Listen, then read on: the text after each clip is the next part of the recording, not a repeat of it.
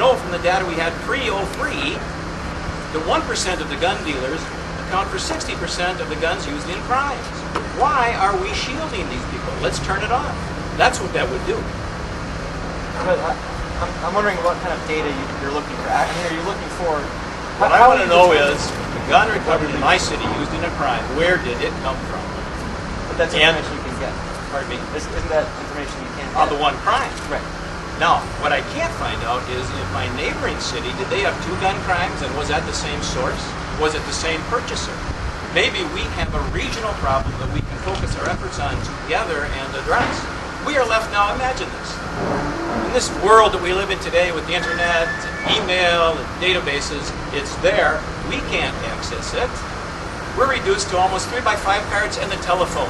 Let me guess which one of my neighbors might have had this problem, might be having these crimes. And let me have my investigators waste time calling around to see if we have like individuals involved in similar crime.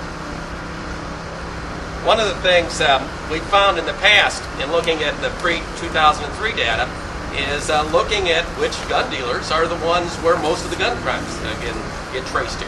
Now that doesn't necessarily mean that everything they sell is illegal. But when you see that a certain gun store in Upper Darby, Pennsylvania, or a certain gun store in Baltimore is the source of all sorts of gun crimes, and then you find out that there are all sorts of violations, then there are steps proactively that a Maryland chief or a Pennsylvania chief or a New Jersey chief can take to look for that, to figure out that that's where straw purchases are coming from, that that's someone who's buying 82 guns at a time, and then they can react. The chief from Jersey City mentioned earlier that even when he can share on his own with other New Jersey jurisdictions, he can't share he can't get the information from New York and from Pennsylvania, and that's the challenge that we face. When I was a mayor and we're fighting drugs, we wanted to know where the drugs came from. We just didn't want to arrest the drug dealer. And it's the same thing with illegal guns. You don't just want to deal with the single crime. You want to find out what's the source of those illegal guns, what's the trafficking mechanism that's getting those illegal guns into your community.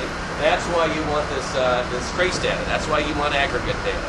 And it's fascinating when we look at other issues, like different types of weapons being used. When Senator Lautenberg writes a letter to ATF to see if a certain gun is being used in crime, and ATF says can't tell you. Or when Senator Feinstein's saying what happened to assault weapons post the expiration of the ban, and Congress ATF says can't tell you. I mean, how do we develop policy, either nationwide or in single jurisdictions, regions, to fight crime without that kind of data? It makes no sense.